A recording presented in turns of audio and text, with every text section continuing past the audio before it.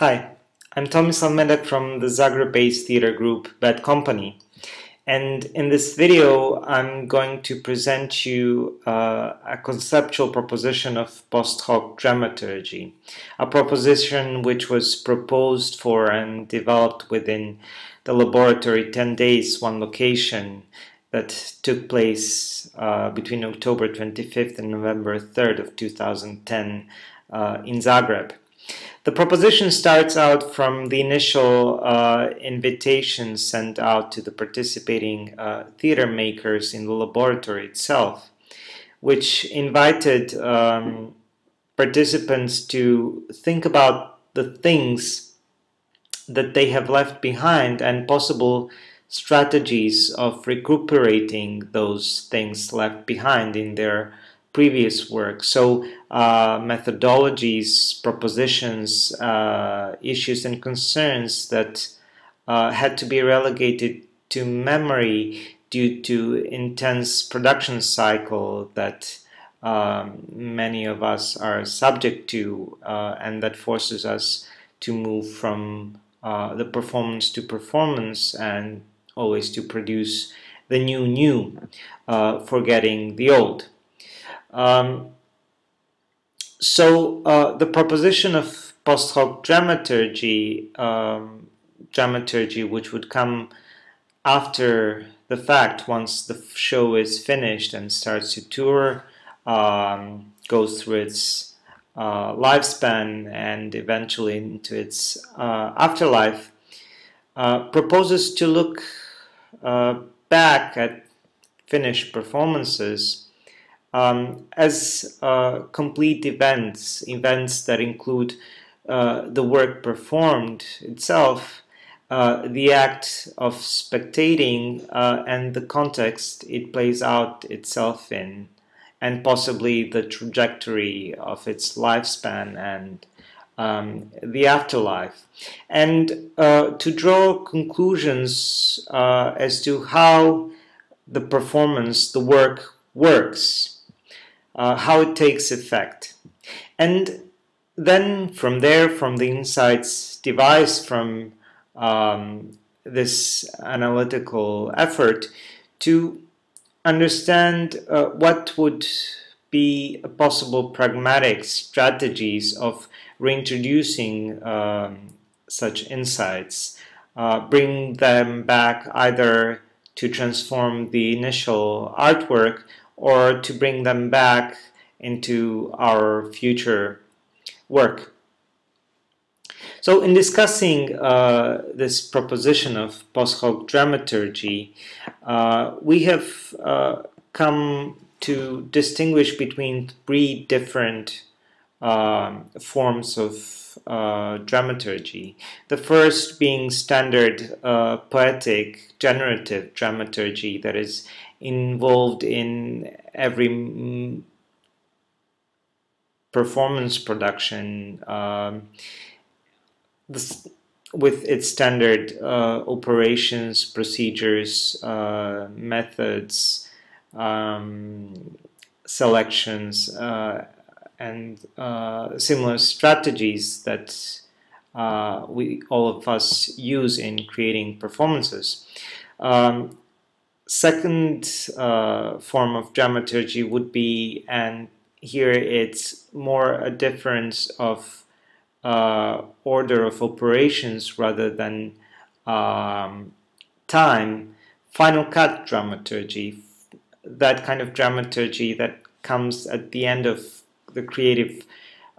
process and is of different or second order as so far as it makes decision upon what's been accumulated with particular concern for presentability of the show. Speaking in cybernetic terms, one could say that it's a second degree operation where we take into consideration a hypothetical environment of the future performance and draw conclusions from there and reintroduce these conclusions in the work itself. And there is a third dramaturgy, dramaturgy that is the object of our interest here, and that is post-hoc dramaturgy, dramaturgy that comes after the fact, once the show is finished, starts its touring life, and possibly enters its afterlife. That kind of dramaturgy would really be a different kind of dramaturgy in time, clearly. And it would be different from poetic and or final cut dramaturgy as insofar as it wouldn't start out from the creator's intent or even from assessing the implementation, successful or unsuccessful, of the creator's intent, but rather looking at the effects the performance, the work has on its spectators, on itself through reiteration, and looking at how the work inserts itself and intervenes into the context that it's presented in. In thinking about post-hoc dramaturgy, we could speculate that there are different strategies as to how to approach this kind of analytic effort, and the most typical would be that one of interpretation. A more intriguing or more unusual one would be of creating singular concepts that are the product of singular performances, singular works, and insofar create a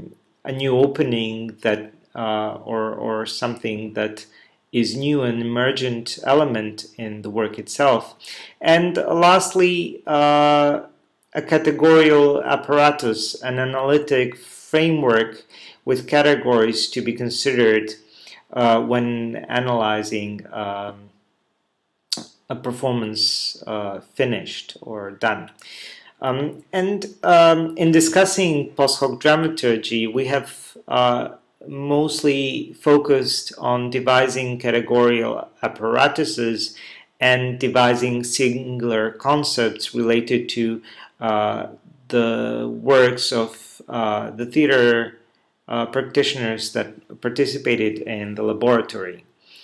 For instance, you can here see one kind of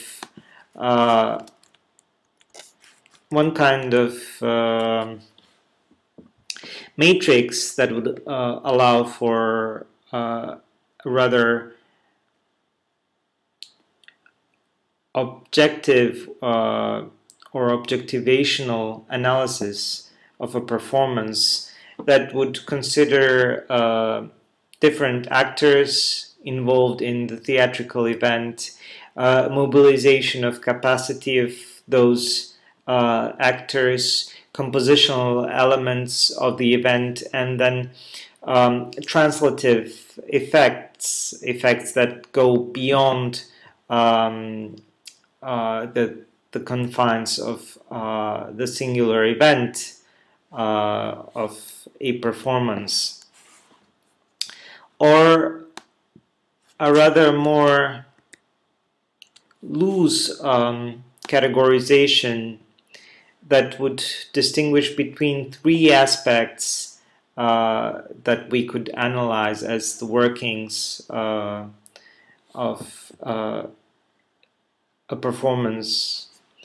those being technologies of the spectator, feedback to the work or how the work transforms itself through reiteration, and lastly its interaction with context. For instance, technologies of the spectator would include rather more general considerations of homogeneity or heterogeneity of spectators' experience vis-a-vis different expressive means used in the show, mobilization of his or her capacities those being cognitive, physical, kinesthetic, affective, emotional, desires, etc., etc., dramaturgy of attention, immersion, distance, or lateral perspectives, or organization of attention, dramaturgy of attention, humor, accumulation or subtraction of materials, and then more specific individual performance-related categories such as boredom and spectacularity of small, or intimacy with machines, or overload as different from abundance, etc., etc. Here you can also see different subcategories in the categories of feedback to the work and interaction with the context that I'm going to leave now with you, so you can have a more detailed look at it while I finish this presentation. So from this proposal, we have speculated as to its effects if we would apply these categories on the existing works of ours, and my colleagues will explain either their works or categories related to their works in related videos, which you can find in the same channel, my colleagues Petra Zanki and Sasha Asentich, so make sure to look for those. And as for me, I'm saying goodbye. My friend Icebat, One-Winged Icebat, is also saying goodbye, and please